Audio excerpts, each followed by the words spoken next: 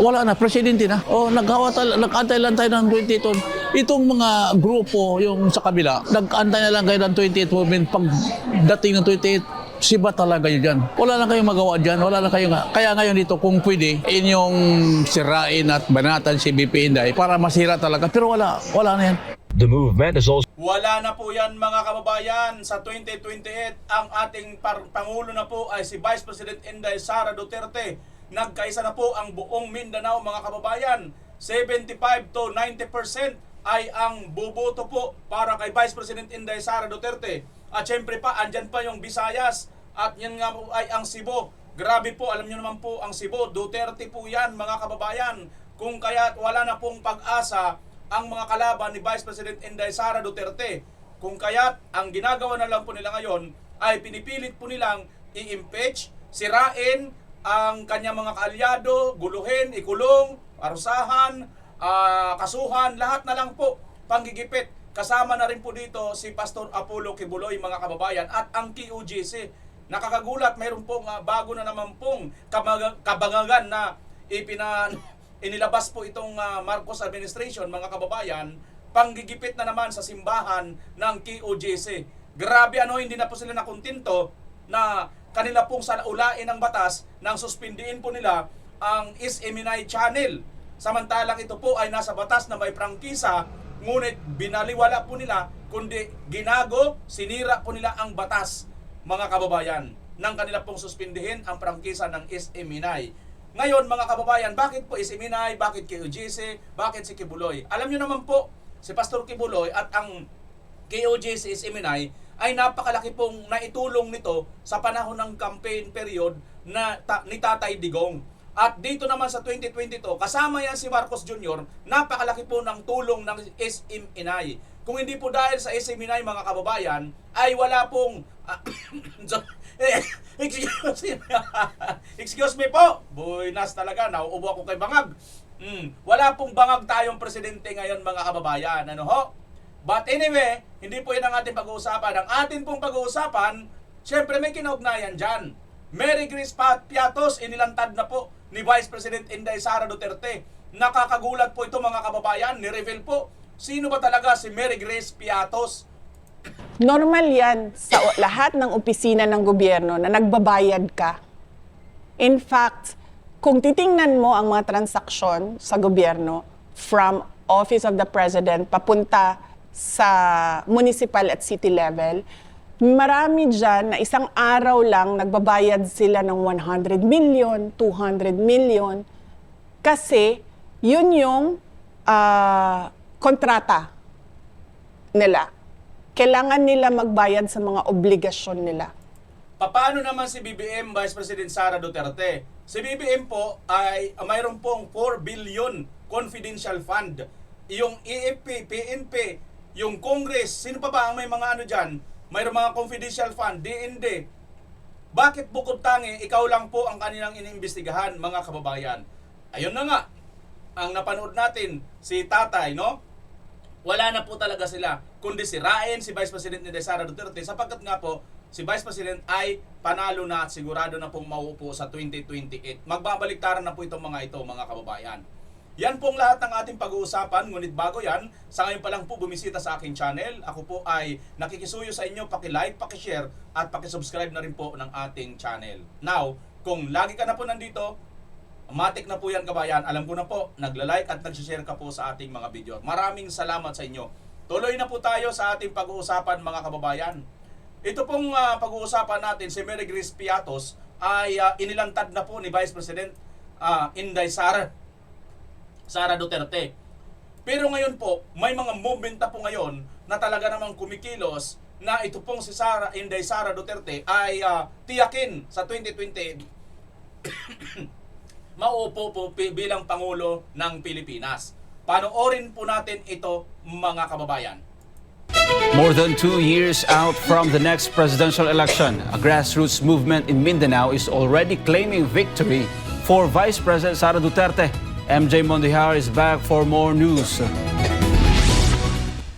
Dito sa movement na ito, kahit sino dito, kahit rebelde ka pa, basta magtulong ka kay BP Inday Sara para presidente, welcome ka dito sa movement na ito. Kaya dito ngayon, walang pinipili ng mga tao. That was the message of the Inday Sara 2028 movement as they conducted their Mindanao rounds to promote the candidacy of Vice President Sara Duterte. Marma Sanggid, former Games and Amusements Board Commissioner, said their volunteers are rapidly increasing since the Vice President's early declaration to run for President. Mayroon na tayong mga grupo sa BARM, mayroon na sa Tawi-Tawi, sa Basilan, sa Zamboanga City, mayroon na sa Zamboanga Sibugay at saka sa Lanao Sur del Norte, marami na. Instead of protest actions, the group is preparing now for the 2028 presidential polls. And as a show of force, the movement will hold a large gathering here in Davao City on May 9. According to Masanggid, supporters from Mindanao, Visayas, and Luzon are expected to attend. Kasi kung magkaroon tayo ng rally, walang epekto. Itong movement na ito, talagang parang recruit sa mga tao. Parang sa taas, pati sa grassroots, yun talagang inuuna natin na talagang mag-gaisa tayo. Although the elections are still far off, the group is already declaring that the contest is over and that Duterte will be the next president of the Philippines. This comes despite the impeachment case being faced by the vice president in the Philippine House of Representatives, which political analysts see as a deliberate attempt to block her from the 2028 race. Wala na, presidente na. Nag-antay lang tayo ng 28. Itong mga grupo, yung sa kabila, nag-antay na lang kayo ng 28 movement. Pagdating ng 28, siba talaga yun dyan. Wala na kayong magawa dyan. Wala na kayong... Kaya ngayon dito, kung pwede, inyong sirain at banatan si BP Inday para masira talaga. Pero wala na yan. The movement is also banking on public anger toward the Marcos administration, framing 2028 as a revenge vote over corruption and what supporters describe as a government that refuses to listen. Hindi lang tao nagtapo kay Marcos, kundi talagang galit na galit na. Kaya lang ayaw ni Marcos makinig. Yan talaga totoo. Galit na ang mga tao ngayon, galit na galit na. Despite the tension between the Duterte and Marcos camps, the group is confident that other politicians will eventually support VP Sara. Kapag incumbent ka, mayor ka, governor ka, congressman ka, hindi ka talaga mag-declare kasi takot ka baka mawala ka ng ayuda. Pag civilian ka talaga, grassroots ka talaga, pero pagdating ng araw, makita ng mga congressman, governor na wala na silang tao, wala nang kasama, wala nang sabay na yan. Kasi si Inday, 75 to 80% sa Mindanao alone. Wala na. Puro na yan. Reporting for Newsline World. Ayan mga kababayan, si Vice President Inday Sara Duterte ay sure win na po sa 2028. At sinasabi pa nga po rito ni Sir, yung mga incumbent ka, takot ka po talaga mag-declare ng support dito kay Vice President Inday Sara kasi nga hindi ka mabibigyan ng budget, no? Pero later on sa 2027, malamang magtatalunan na po itong mga ito. Wala na po itong pakialam sa budget nila kasi alam na po nila ang susunod na Pangulo ay si Vice President Inday Sara Duterte na po. Ganyan po ang mangyayari dito mga kababayan. At dito, makikita po natin na talagang si BP Inday panalo na talaga. Kasi kung tutusin mo mga kababayan, di ba? Kung itong si Vice President Sara ay takot lang, kung si Vice President Sara Duterte ay talagang walang nakikita na panalo, katulad po nitong Marcos administration na wala pa po silang nakikita na maaaring ipantapat dito kay Vice President Inday. Yung iba dyan hindi talaga magdideclare Hindi talaga mag-ano kaagad ng maaga pa kasi nga mayroon tayong kasabihan pag nag-declare ng maaga katulad ng nabibinay or ibibinay yan. Ano bang nangyari kay Binay, di ba? Napakalakas ni Binay, ganun din si Villar nung araw. Napakalakas. Pero pagdating po ng huli ng actual na eleksyon, talo po sila. Bakit? Kasi sinira po sila ng matindi. Ganito po ang ginawa kay Binay kung kaya si Binay po ay sobra pong sirang-sira mga kababayan. Pero ang nangyari dito kay Vice President Inday Sara Duterte, ganitong nangyari din, sobra pong paninira, ito nga, may impeachment pang hindi pa rin po kinakagat ng taong bayan. Bakit? Kasi po, ang boto po ng taong bayan ay revenge votes. No? Revenge. Revenge talaga ito. Yung ibig sabihin, ganti. Paghihiganti ito ng taong bayan, dito po sa bangag na presidente, na wala pong pakialam, kundi ngumiyak-nguyak, lang. Di ba? Ganyan po ang ating presidente ngayon. Wala pong alam kundi ngumingiwi-ngiwi lang. Dinadaan lang tayo sa kanyang pangiwi-ngiwi, pautal-utal na sa salita, tas patawa-tawa, pero hindi po niya na-address ang tunay na korupsyon, no? Eto nga, tungkol nga sa Malita, mga kababayan, na-expose dito sa pagdinig sa hearing, pero binaliwala lang kinatakutan lang itong si hindi lang nila pinansin eh. Philippine congressmen clashed during the hearing of the House Committee on Justice on the impeachment case against Vice President Sara Duterte. The reason for the exchange in this report by MJ Mondehar. There have been allegations that some members of Congress nakatanggap ng envelope, nakatanggap ng maleta, ito'y naibigay kung hindi sa opisina, sa townhouse. Quezon City Representative Bong Suntay Patingin-tingin si Sir, oh.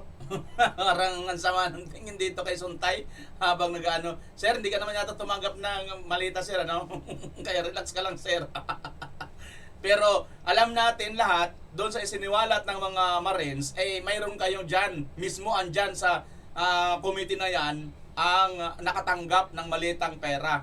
At mayroon pa nga dyan may utang sa asawa ni BP Inday, ang kapal ng mukha, mga kababayan. Tuloy. raised the issue of alleged suitcase deliveries of money reportedly used to bribe some members of Congress. This was based on the notarized affidavit of 18 former Marines, former employees of resigned Congressman Zaldi Co, who allegedly acted as couriers of the suitcase deliveries of money intended to pay certain high-ranking government officials. However, when Suntay attempted to further raise the expose, this is what happened. No, let me finish. There's You a will have point your of turn order, because this has Honorable bearing. Suntay. This is not an allusion Order. to prejudge the veracity of the allegations. Honorable Suntay, there is a point of order. This is also a And point that of order. enjoys the highest hierarchy among all the motions. Motion kagad sila, mga kababayan, kasi nga takot sila magkabukingan, di ba?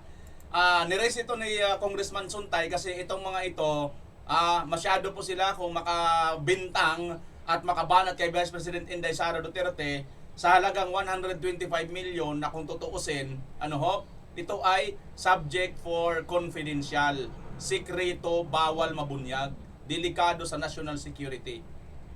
Di ba, mga kababayan? Pero ito pong ginagawa nila na pagsasabutahe ng pera, pagnanakaw ng pera ng bayan, na sa isang malita pa lang, ay halos na po halos 50 to 70 million ang laman. Isang malita pa lang. Di ba? Dito, tahimik sila. Mayroon isang Congressman Suntay na nagbubukas nito para silang sinisilihan ng puwet, mga kababayan. Para silang sinisilihan puwet. Okay? Yan pong nangyayari ngayon. Ngayon, ito na. Itong impeachment na kanilang ginaganap, ang isa sa kanila ritong pinagmamalaki, ito daw pong si si Mary Grace Piatos.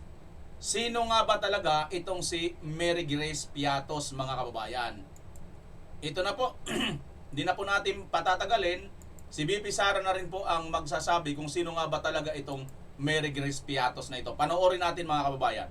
Normal yan sa lahat ng opisina ng gobyerno na nagbabayad ka.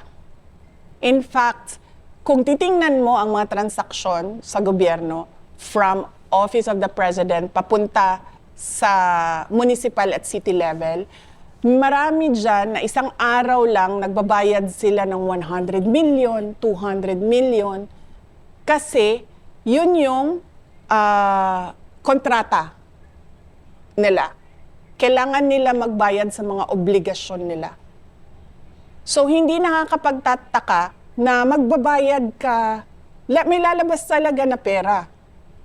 Kasi kailangan mo magbayad sa lahat ng mga obligasyon mo.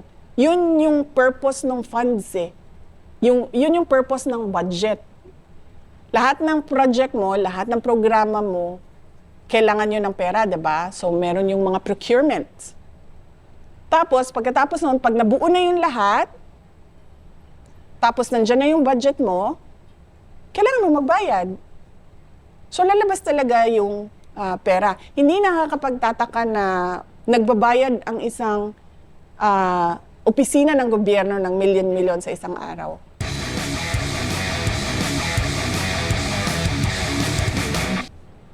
Yun yung mga kababayan sinasabi ni Vice President kasi nga patungkol dito diba, sa 11 days lang daw na nagastos itong 125 million. Ipinapaliwanag dito ni BP Inday Sara kung paano, bakit nangyari yung ganon kabilis. Panoorin natin ng buo, mga kababayan, tong video na ito. May dalawa pong pinupukol sa inyo pagdating sa issue na impeachment. One, yung paglustay. Ipaliwanag nyo po ba yung 11 days na ginastos nyo? At pangalawa, yung Maria Piatos ba yun? No, Mary Grace Piatos. Mary Grace Piatos. Yun yung dalawang paulit-ulit nilang inuulit na Oo. binabanggit. Ano pong nasa likod nung 11 days? Oo. Normal yan sa lahat ng opisina ng gobyerno na nagbabayad ka. In fact, kung titingnan mo ang mga transaksyon sa gobyerno from Office of the President papunta sa municipal at city level, marami dyan na isang araw lang nagbabayad sila ng 100 million, 200 million, kasi yun yung kontrata nila. Kailangan nila magbayad sa mga obligasyon nila. So, hindi nakakapagtataka na magbabayad ka, may lalabas talaga na pera. Kasi kailangan mo magbayad sa lahat ng mga obligasyon mo. Yun yung purpose ng funds yun yung purpose ng budget. Lahat ng project mo, lahat ng programa mo, kailangan yun ng pera, diba? So, meron yung mga procurements. Tapos, pagkatapos nun, pag nabuo na yung lahat, tapos nandyan na yung budget mo, kailangan mo magbayad. So, lalabas talaga yung pera. Hindi nakakapagtataka na nagbabayad ang isang opisina ng gobyerno ng milyon-milyon sa isang araw. Pero hindi ho ba kayo napaisip na late na nila ni-release yung budget nyo nun? Kasi 11 days na lang bago ho mag-New Year. Hindi nyo naisip na baka patibong to? Merong nagsasabi na ganyan, na patibong ito. Pero ako good faith ako lagi sa trabaho August pa lang, kasi July, binubuo namin yung satellite offices. Kasi sa gobyerno, di ba, parang tipong limited lagi yung budget. Sa lahat ng opisina ng gobyerno, limited lagi yung budget. Lalong-lalo na sa amin, sa Office of the Vice President. Tapos yung trabaho namin, wide range yun. Pero tumutok kami sa good governance and poverty alleviation. Kasi yun talaga yung problema ng bayan natin. Alam mo, naghihirap na tayo noon, ilang years, siguro mga 10, 20 years. Hanggang ngayon, makikita mo sa economic indicators natin at yung position natin dito sa ASEAN region, makikita mo na nasa baba tayo in terms of economic performance. So ikaw, itatarget mo yung projects mo. Saan ba dito saan ba dito maraming mahihirap? Saan ba dito maraming nare-recruit sa insurgency? Saan dito ang merong reports ng terrorism? Nako mga kababayan, ito na, magkakaalaman na kung sino talaga si Mary Grace Piatos. At napakahusay talaga ni Vice President, mga kababayan, Nagtutok pala sila dito sa poverty alleviation. Kita nyo mga kababayan, makikita naman po natin kung ano ang ginagawa ni Vice President Inday Sara Duterte tungkol dito sa poverty alleviation, Mayroon sila dito magnegosyo taday at kung ano-ano pang mga tulong pinansyal na naibibigay po ng programa ni Vice President Sara Duterte. Pero yung itong si Secretary dekada 80-80 pinanganak, si Gadon, di ba siya yung mayroong ganitong sinusulduhan siya ng gobyerno na para magtrabaho dito sa poverty alleviation daw yung kanyang trabaho? Trabaho na pala yan ni Vice Presidente. Nakikitrabaho ka pero wala ka namang ginagawa. Mayroon ka na bang mga mahihirap na tinulungang Gadong? Di ba mga kababayan? Ang bubo talaga nitong Gadong mga kababayan. Biro mo ng agaw ng trabaho pagkatapos wala namang ginagawa. Sa bagay, ganyan naman sila, di ba? Gusto nila, sila yung magtrabaho, gusto nila, sila yung gumawa ng trabaho ng may trabaho, pero pag nasa kanila na, ayaw naman nilang gawin. Katulad po nangyayari kay Lacson. Trabaho ni Senator Marcolita noon na mag-imbestiga sa Blue Ribbon Committee sa Senado, kinuha ni Lacson at ngayon, hindi na nagtrabaho. Tinaingga na ang Blue Ribbon Committee. Nagtamad-tamaran na siguro dahil matanda na ito si Lacson, baka hindi na siguro niya kayang magpunta-punta dyan sa Senado, kaya ayaw niya na magtrabaho. Nakakainis mga kababayan, di ba? Kasi nga, Dapat ngayon, ang dami na pong naglalabasan. 18 tao, mayroon pang Saldico, mayroon pang Gutesa. Iisa ang tinutumbok, Marcos at saka Martin. Ayaw mo? Ano ibig sabihin? Protector ba kayo ni Martin at saka ni Marcos? Pinke? Nagtatanong lang ha. Protector ba kayo dyan sa Blue Ribbon? Nitong mga magpinsan na ito? Kasi kung hindi kayo protector, bakit hindi nyo iniimbestigahan? Sasabihin pa ninyo walang ebidensya. Hindi pa ba ebidensya yon? Sila mismo sangkot. Sila mismo saksi. Si Madriaga nga, bintang lang eh. Wala nga siyang may pakitang proof eh. Picture lang dun sa kampanya. Picture lang sa kampanya. Eh itong mga ito, may bit-bit talaga silang malita, sila mismo. Ay nako. Saan dito ang merong reports ng violent extremism? Saan dito ang illegal na droga? Saan dito ang mga scammer? Saan dito ang mga rapist? Saan dito ang may reports ng child abuse, Adik. trafficking? Hindi mo makukuha yan, lahat yan, kung hindi ka bibili ng impormasyon. Tapos hindi mo matatarget yan sa project mo, yung intervention mo ng gobyerno, kung hindi mo alam sino ang tutumbukin mo ng project mo. Correct.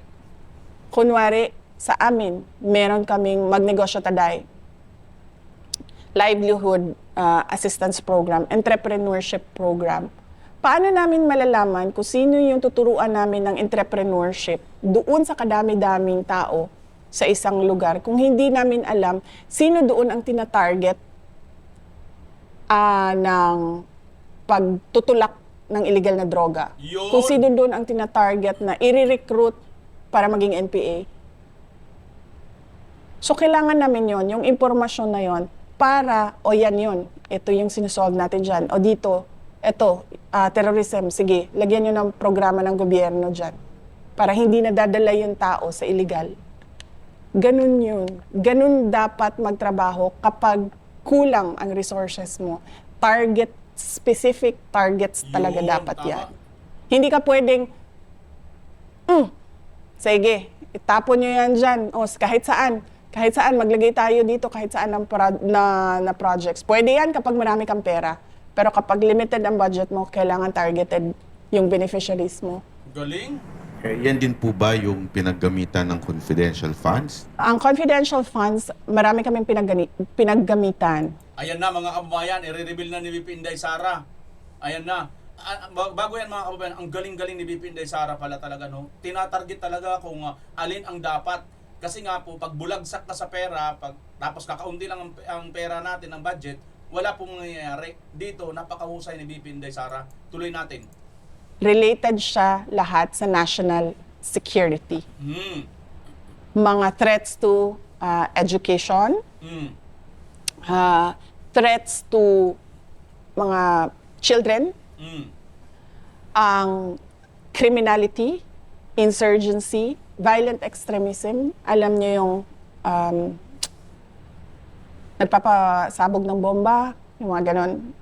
Dahil sa Suicide kanilang bomber. ideolohiya. Suicide bomber. Ganyan. Merong recruitment sa ganyan. Wala. Tapos, terrorism. So, madaming mga threat sa national security natin na kailangan yung project natin sumasagot doon. At hindi mo magagawa doon yun kung wala kang impormasyon kung sino ang highly vulnerable sa problema na yon. Si Mary Grace Piatos po ba ay Ayun na. totoong pangalan ng isang tao? Si Mary Grace Piatos ay masasagot doon sa impeachment trial. Ayan, mga kababayan, sasagutin pala si Mary Grace Piatos doon sa impeachment trial. Kaya wag po kayong maiinip, mga kababayan. Sasagutin po yan sa impeachment trial. Now, dito sa Congress, trial na ba yung sa Congress, mga kababayan? Kasi yung trial na, dapat may mga judges na, di ba? Eh sa Congress, hindi man sila yung judge eh. Sila yung prosecutors eh. So hindi pa trial to, tama hindi? Hindi ko alam mga kababayan kung trial na ba ang magaganap dyan sa Congress. Itong pagpapatawag nila kay VP Inday. So si Mary Grace Piatos po ay sasagutin na ni BP Inday, mga kababayan. Ito pala yon. Po ba ay totoong pangalan ng isang tao? Si Mary Grace Piatos ay masasagot doon sa impeachment trial. Ayaw siya pag-usapan ng defense team kasi pinuunan nila yung defense sa confidential funds. So ang pinayagan lang sa akin na ikwento ay yung timeline at ipakita sa mga tao paano ba nag-develop itong impeachment kay Inday Sara. Yung Mary Grace Piatos at iba-iba pang nilang sinasabi, nandito din yun sa timeline natin, makikita ninyo, ay may sagot. Pero gusto ng mga abogado sumagot doon sa tamang venue dahil confidential funds protektado ng batas. Hindi ka basta-bastang, kasi nga sinasabi ko kanina sa discussion, ang confidential funds pinoprotektahan niya ang national security natin at yung buhay ng mga tao na merong impormasyon na makakasira ng seguridad ng bansa. So hindi po sa ayaw niyong sagutin ito, ngunit dahil may batas na hindi pwedeng sagutin ang laman ng confidential Yes, funds. may batas. In fact, madami sa kanila sa House of Representatives ang nag-violate nung batas na yon. Nako, tayo ka dyan. And mako-compromise, VP, yung operations kapag inilabas tong information na ito. Hindi lang yung operations, pero mako-compromise yung security sector ng gobyerno natin. Kasi mag-i-explain kami kung paano nag-ooperate ang intelligence operation ng gobyerno. Makikita ng NPA, makikita ng makabayan, kaya takot ang makabayan sa confidential funds eh. Nako. Kasi alam nila na ginagamit yon para bumili ng impormasyon kung paano ginagawa yung recruitment, paano umaakyat sa bundok yung mga bata, mga ganon. Natatakot silang mabuking. Pag sinabi ko umakit sa bundok, nagiging NPA. Oo. Tsaka parang kaya nila gustong malaman yung kung saan napupunta, paano ba ginagamit, para malaman nila yung galawan, strategy ng gobyerno, paano nag-gather ng intel sa kanila, and paano sila ino-operate. Para ibahin Tama na ba? nila. Oo. So delikado yun para dun sa mga taong nagbibenta ng mga information. Kasi itong mga binibilan nyo ng information na to, nasa loob sila mismo ng organisasyon na yun. Oo, kasi, tulad ko, magkasama tayo, diba? So, pare-pareho yung alam natin na impormasyon. So, bakit ko pa bibilhin yung impormasyon mo? Alam ko na yun eh. Diba? Kanino ba ang impormasyon na hindi ko alam? Doon sa mga illegal. Doon sa kalaban, kumbaga. Diba? So, doon ka bibili sa loob. Or doon sa mga nakapalibot sa kanila na hindi man directly involved pero may alam sa kung ano yung ginagawa nila. Hindi ka bibili ng impormasyon na alam mo na. Ang bibilhin mo na impormasyon dyan, yung hindi mo alam na nandun sa loob. Kasi paano mo ba sila mahuli? Paano mo ba matarget yung project mo kung hindi mo alam anong ginagawa noong kalaban? The enemies of the state. Talagang kailangan talaga protektahan yung mga information na yan. Sobrang critical pala talaga. Oo, sabi ko nga, pag nagsimulang mag-explain, makikita ang galawan ng law enforcement agencies. Makikita yung galawan nila. Grabe mga kababayan, mapapa-OMG tayo dito. Ganyan pala ka-confidential. Pag nagkataon pala, ay mabaviolate itong mga congress na ito, itong mga congressman na ito, ang ating batas. May batas po pala dyan sa confidential na yan na bawal po yan i-discuss. Kasi ayon nga dito sa huling sinabi ni BP Inday, Once na i-booking yan, i-bulgar yan, makikita ang galaw ng ating mga operatiba ng mga kasundaluhan. Ganyan ba ang gusto natin mga kababayan? Bakit ba? Kalaban ba tayo ng gobyerno? MPE ba tayo? Para gusto natin malaman kung ano ang galaw ng mga sundalo? O kakampi tayo ng mga sundalo? Tayo rito yung nagtatanong lang, kakampi ka ba ng mga sundalo? Kung kakampi ka ng mga sundalo, bakit kailangan mong alamin ang kanilang mga sikreto?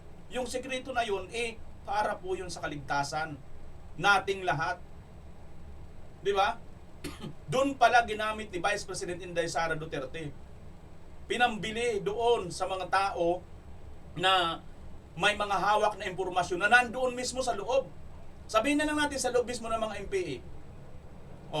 Paano nadali paano nahuli si Franz Castro at saka si Sator Ocampo? Paano sila nasintensyahan? Di ba mga kababayan? Malamang sa malamang, may kasama rin sila dyan, no? May kasama rin sila dyan sa kanilang grupo na nagbenta ng impormasyon. At yan ay isa malamang si Mary Grace Piatos. Ayon nga rito kay BP Sara, may hawak na umanong ebidensya laban sa Makabayan Black. Paktay kadeha. Makabayan Black, si Vice President Sara Duterte ay may hawak ng ebidensya laban sa inyo. Ano ang inyo masasabi ngayon dyan? Kaya todo kayo push na ma-impeach si BP Inday Sara. Kasi takot na takot kayo dahil alam na alam ni BP Inday Sara ang galaw ninyo. Checkmate na kayo. No? Huli na kayo. Kaya galit na galit kayo kay Vice President Sara Duterte kasi si Vice President Sara Duterte lang ang tunay na may malasakit sa amin na mga may hirap at maliliit. Na sinasamantala ninyo na mga makakaliwang grupo, mga impiing terorista. Di ba? Ngayon, dahil nga sa naisahan kayo dyan kay Mary Grace Piatos, malamang isa dyan, di natin alam. Nagtitiktok pala si Mary Grace. Nagtitiktok pala dyan si Mary Grace Piatos. Di ba? Ganun di ba? Di natin alam, di ba? May kanilang tandaan po natin mga kababayan naalala ninyo noon, may nabalita po tayo, di ba? May mga kasamaan sila dyan sa kanilang grupo na ginagahasa. Ilang beses ginahasa ng kanilang mga leader dyan. Di ba naano nyo noon mga kababayan, na reaksyonan na natin dito yun? O sino ritong nakapanood ng mga video na ganun? Pati doon sa Birada, natalakay natin yan.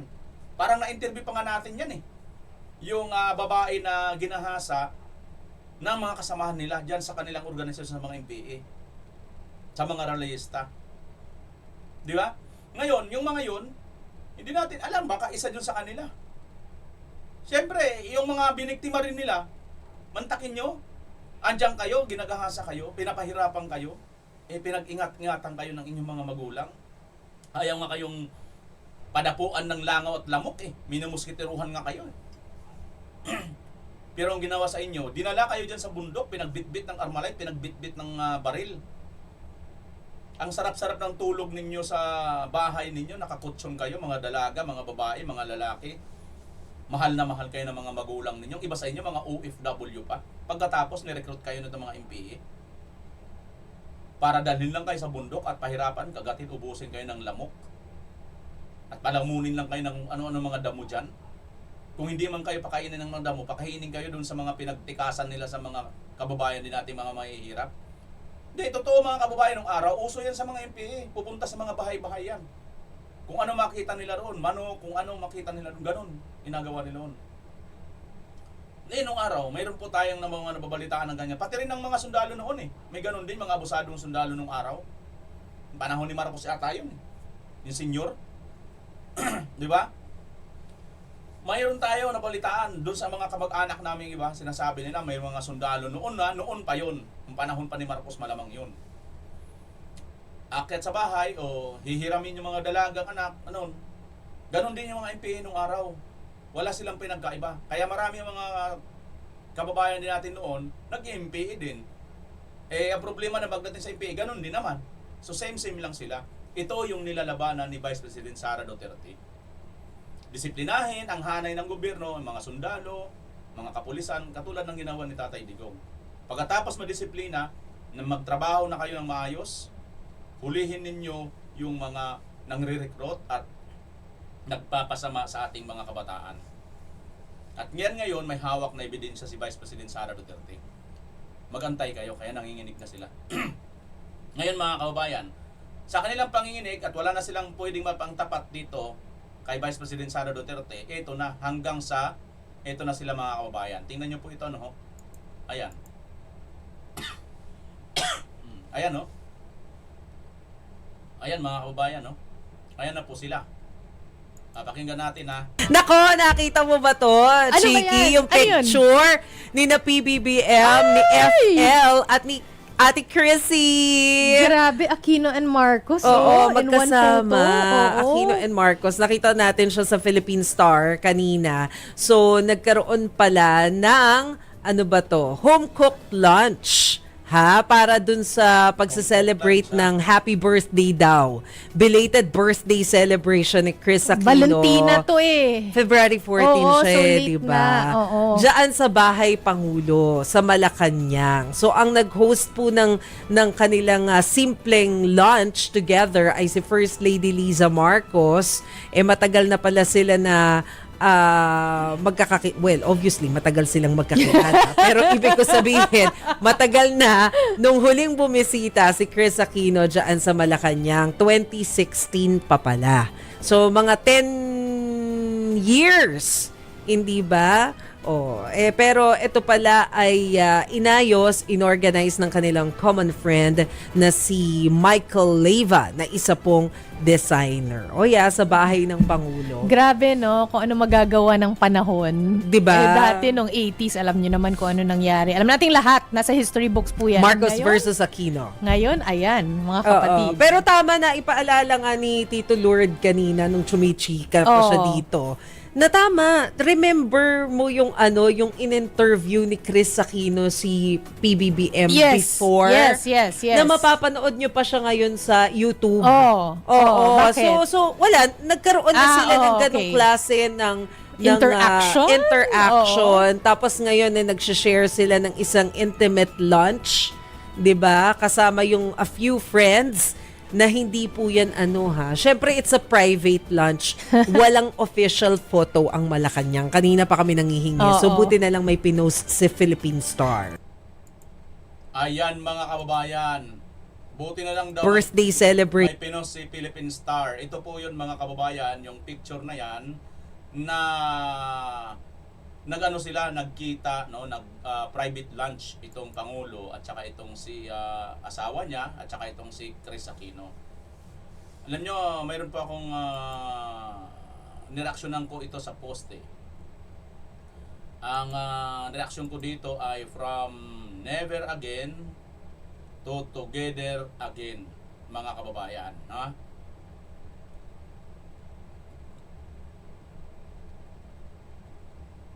Just in NBI Director Melvin Matibag reveals that around 100 personalities who are allegedly former members of the military may come forward next week to join the 18 ex-Marines based on reports received by the Bureau. Halak ka mga kababayan, kapapasok lang nito mayroon pa raw parating na 100. 100, 100 na mga personalities who are allegedly former members of the military. Naku po. Naku, madadagdagan na. So ayong 18, madadagdagan pa ng another 100. Hala, sa dami na nito mga kababayan, tas hindi pa rin mag-iimbestiga si Lacson. Ay nako, Lacson naman tingnan natin mga kababayan ang reaksyon ko dito Reaksyon ko dito sa post na to. Sabi ko dito, asa na ba ito? Inano ko to Dilaw at pula muling nagsama from never again to together again. Yan mga kababayan. From never again to together again. Together again.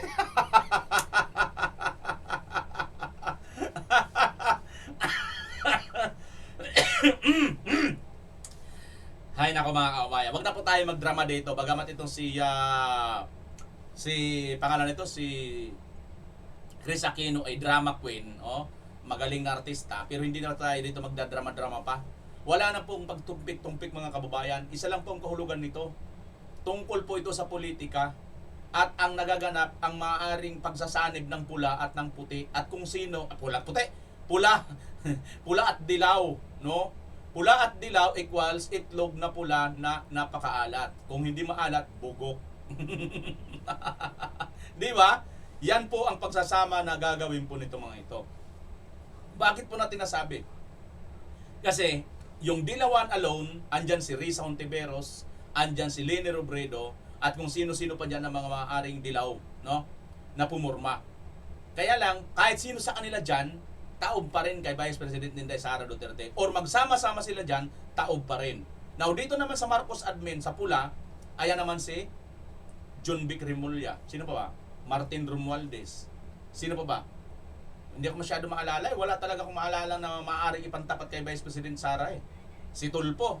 Si Rafi Tulfo, bagamat nagsabi na hindi daw siya tatakbo ng mas mataas. Mananatili daw siya sa pagka-senador. Oo. Kahit saan ka magtakbo, wala ka ng kwenta. Hindi ka na nga dapat tumakbo . Doon ka na lang sa programa mo, doon ka naman sikat . Magaling ka lang naman sa mga usapang marites, mga mag-away mag-asawa, doon lang naman ang gagalingan mo . Pero pagdating sa flood control, Tulfo, Rapi Tulfo, inutil ka naman . Wala ka naman pakialam . Naririnig ka ba namin na kumontra man lang, na nagtanong man lang? Pero pag mga mag-asawa na naghihiwalay, mag-asawa na personal nilang away yon, di mo na dapat pinapakialaman. Pag viral, lalo na pag artista, nandun ka, sausaw ka. Pero pag dito sa flood control, wala ka man lang sabi, hindi mo man lang binira itong si Marcos Jr. Wala kang pambibira, no? Anong ibig sabihin yan? Kasi nga po, kapit kayo dito, balimbing kayo. Di ba? Balimbing ito mga ito dahil dati, kay Duterte talaga naman makasipsip itong mga magkakapatid na ito. Katunayan nga di ba? May programa pa ito noon. May programa pa noon. Ganyan po talaga mga kababayan ang mga traditional na politician. Maswerte lang tayo dito dahil tayo organic na mga supporters. Duterte organic politics ang ipinairal, no? Kaya ngayon, hinahanap natin yun. Kaya nga ang tagline ni BP Inday Sara ngayon, ibalik ang tapang at malasakit. Dahil yun ang nawala noon sa panahon ngayon, mga kababayan. Di ba? So yan ito mga ito, ang target talaga nito, it's either sino or saan manggagaling yung presidente. Basta maniwala kayo sa hindi mga kababayan, sa kampo ng pula at dilaw, dyan po manggagaling yung sanib pwersa ng Vice President nila at President nila na ipangtatapat kay Vice President Sara Duterte. Kasi pag biyak-biyak pa sila, mas lalo po sila mga kababayan, wala pong katsansa-tsansa. Pero for now, mga sinasabi nila, sa survey na rin, dalawa lang naman yan. Tulfo lang at saka si Leni Robredo. Si Tulfo na mahilig sa marites. Alam niyo, ilan na rin ang naging pasahero ko dati sa Grab na nagsabi sa akin na buisit, galit na galit dito sa mga Tulfo. Kasi siya yung asawa. Oo, ganun. May kwento sa akin yung isa na yun. Siya yung asawa pero siya pa yung napalabas na masama doon sa programa na yun. Noon, Kaya mga kababayan, marami pong mga ganun ang mga naargabyado niyan na programa ni Tulfo na yan, yung mga mag-asawang marites. Pakialamero yan sa totoo lang mga kababayan. Kung tutuusin nga, hindi na yan dapat nakikialam . Kaso yung iba kasi ng mga babae, sabi yung iba kasi mga mag-asawa gusto rin sigurong kumita ng pera dahil nakikita nila siguro na itong si Tulfo nagbibigay, di ba? Ng ayuda . Pero hindi nila alam, mas malaking kinikita ni Tulfo dahil pag milyon ng views, ilang beses sa isang araw mag-upload, milyon-milyon ng views, hindi, milyon-milyon ang kita. Tapos ang bibigay sa kanila, 50,000, 100,000, 200,000, di ba? Nakarampot lang. Pero mas ang malaking kinita si Tulfo. Yun ang hindi nila alam. Tapos hindi lang malaking kinita pa ngayon, ito pa, naging senador pa. Na nag-imbestiga ng tungkol sa PCO dyan, pero nang nakausap na si Lisa at saka ito si Marcos, natahimik na. Ganun mga kababayan, kaya sawan-sawa na po tayo. Kaya itong kay Vice President Sara Duterte, alam nyo, pag nakaupo na si Vice President Sara, wala na pong makakaupo ulit na mga dilawan at mga pulahan at mga oligarkong politiko, mga alaga nila. Wala na po.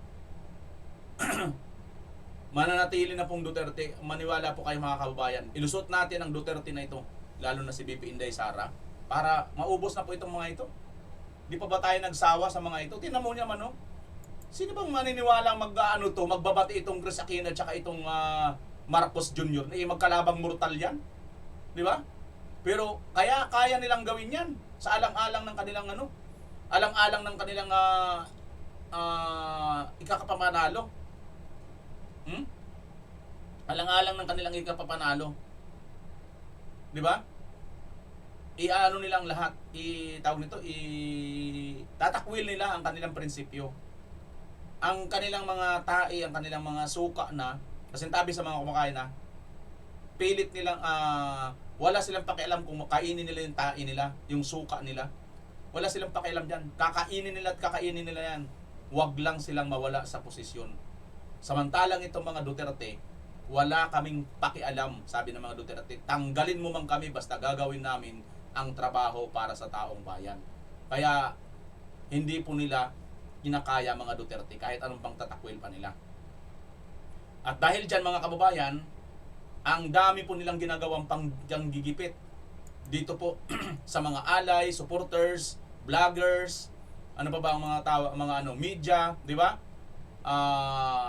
Mga madidikit, kalyado ng Tatay Digong, ni BP Sara, ay patuloy po nilang ginigipit mga kababayan. Ito po, meron silang pinaka-latest na naman ngayon na panggigipit dito sa KOGC kay Pastor Kibuloy at SMNI.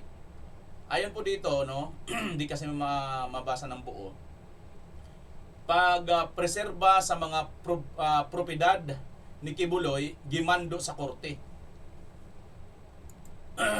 Ibig sabihin mga kababayan yan, no, yung mga asset or mga kayamanan ni Kibuloy ay inano na naman ng korte mga kababayan. Inutusan na naman na ipreserba.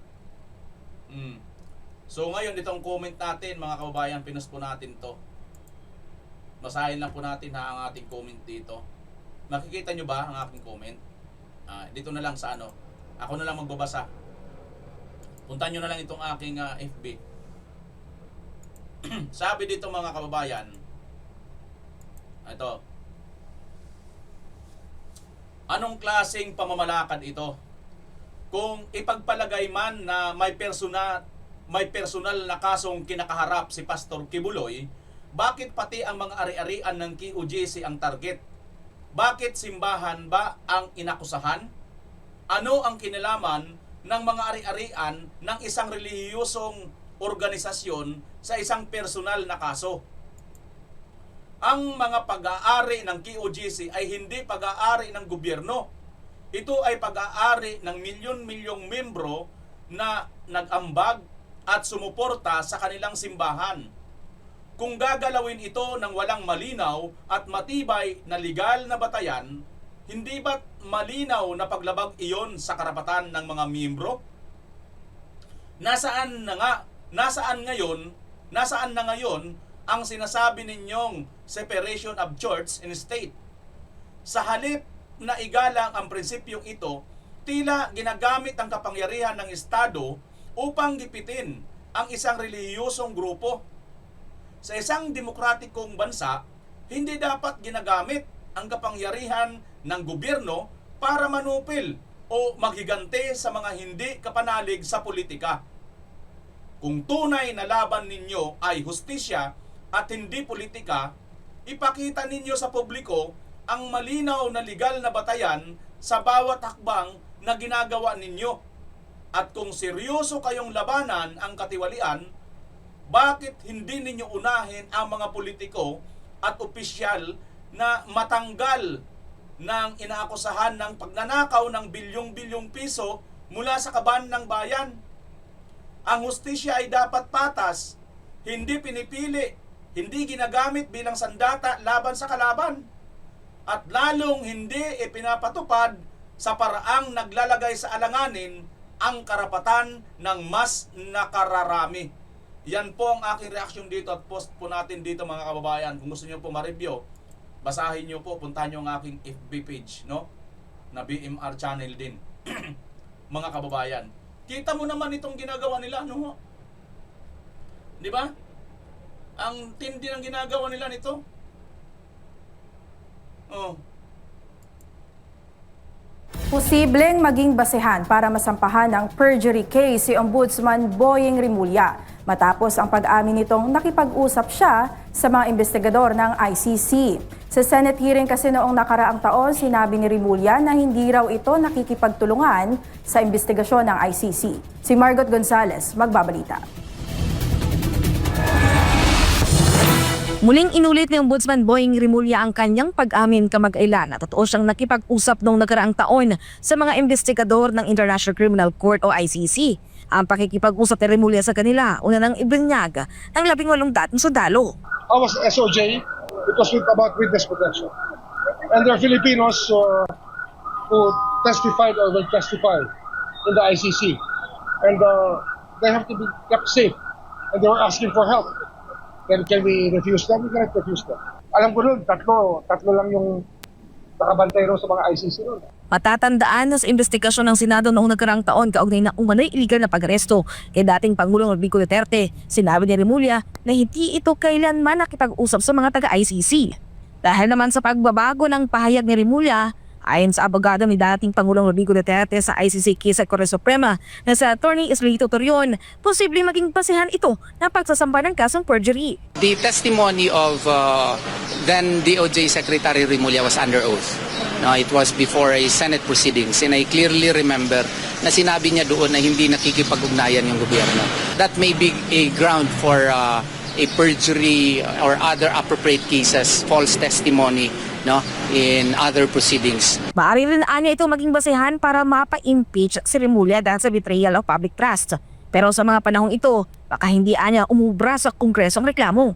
Pero ang tiyak, gagamitin ng kampo ni FPRRD ang naging pag-amin ni Rimulya para sa kanilang apilang injunction para sa dating Pangulo sa Supreme Court at upang mapahinto na ang kooperasyon ng gobyerno sa ICC dahil hindi na tayo miyembro ng Rome Statute. Una, nagpapasalamat ako sa kanya kasi we have been trying to secure evidence that the government has been cooperating with the ICC even if we are no longer a party to the Rome Statute. Yung declaration niya is our evidence, one of our main evidences to prove na yung gobyerno talaga natin ay nakikipag-ugnayan sa ICC even if hindi na tayo party.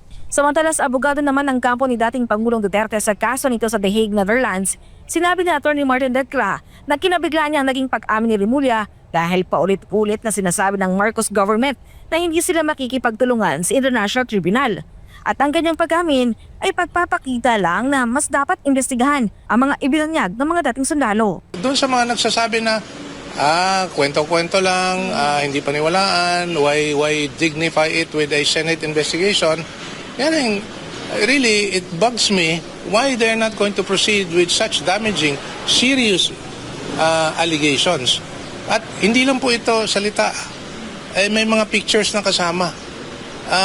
So magsalita na yung, as it turned out, imbis na magsalita, nagsampa pa ng kaso against the affiants. No? I'm referring to the former military personnel. So mahirap talaga pag titindig ka para sa katarungan, for accountability. And if they're looking for, in order to address impunity in this country, I think this is one hell of a case to investigate and address the issue of impunity in this country. Para sa Diyos at Pilipinas, kumahal Mark Gonzales. Ayan mga kababayan. SMNI News. Ayan mga kababayan, ang balita dito na ito pong si Boying Rimulya ay maaari pong gamitin ng kanyang salita paglabanin, pagbanggain dahil noon sinasabi niya hindi po nakikipag-ugnayan, ngayon naman sinabi niya nakipag-ugnayan na siya. Kaya grabe po ito mga kababayan, sila mismo, wala na ito si Boying din, naging ulyani na rin, hindi niya na rin alam yung kanyang pinagsasabi. Nagkakapatong-patong na ang kasinungalingan sa kanila mga kababayan.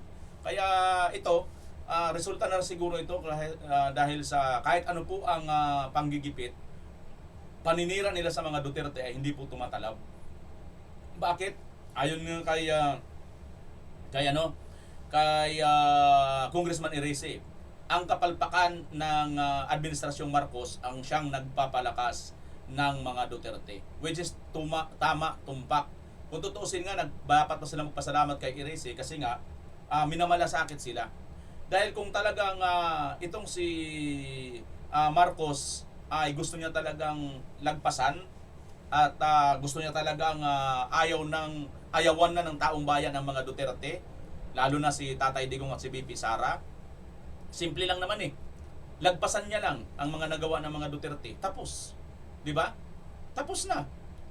Lagpasan mo lang, kamukha nun, di ba? Kasi parang siguro baka ito si Marcos Jr., inggit ito dahil nga sa ang nagawa ng kanyang ama, mukhang nalagpasan ni Tatay Digong, mga kababayan. At sa tingin ko, nalagpasan talaga ni Tatay Digong. Nalagpasan ni Tatay Digong ang nagawa ng Marcos Sr. O sige, sino ang gusto makipagdebate sa akin? So, ano nyo lang, ako para sa akin, nalagpasan ni Tatay Digong ang nagawa ng Marcos Sr. Kayang-kaya kong tindigan yan. Titindig ako dyan, mga kababayan. Sino rito yung mga loyalistang tanga pa rin? Nasasabihin nila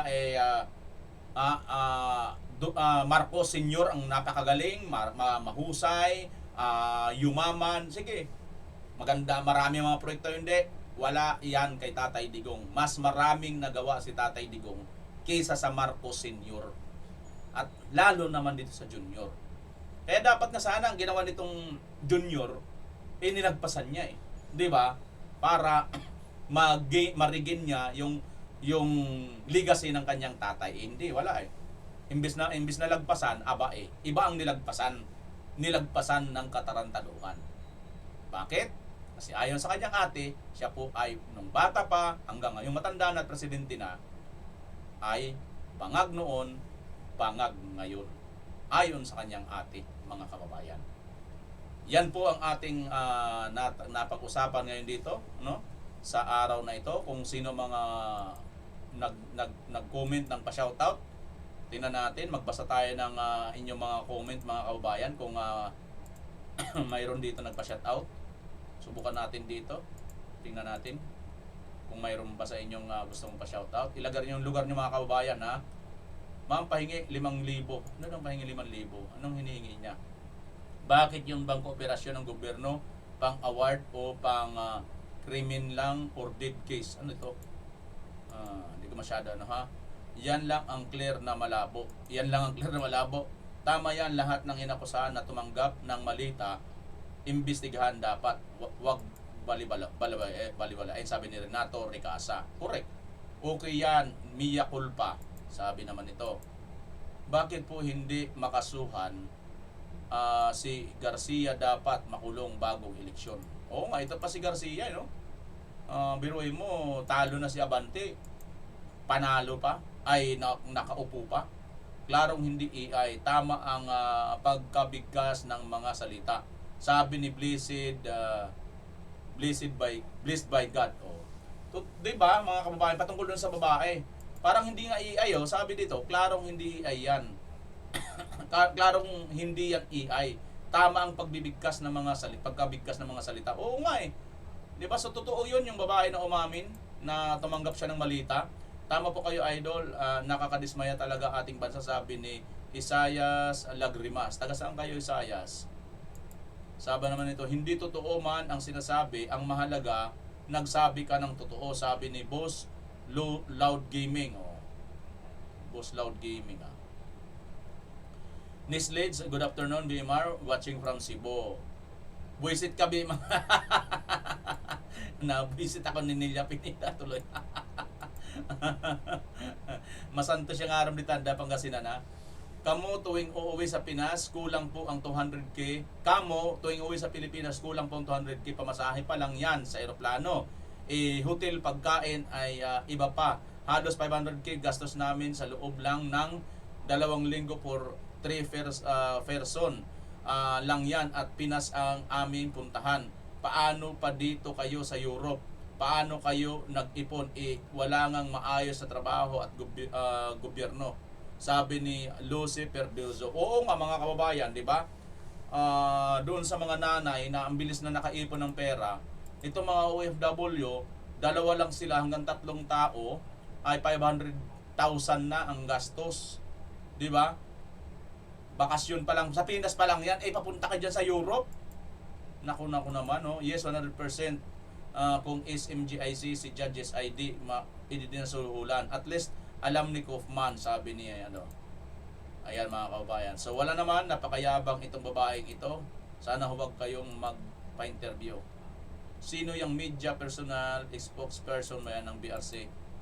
Ayan, kay Lacson yan mga kababayan, no? So ayan, hindi ko na po mga kababayan, yung iba, wala naman po nagpa-shoutout. Okay? Okay mga kababayan, yan na po ang ating pansamantalang pagtatapos. Magkita-kita tayo sa sunod na pagkakataon. Mga kababayan, comment nyo po dyan sa baba kung ano po ang inyong masasabi. Pakisulat nyo na rin kung taga saan kayo. Pilipinas as always. Para malaman po natin kung saan nakarating ang ating video. Bye-bye!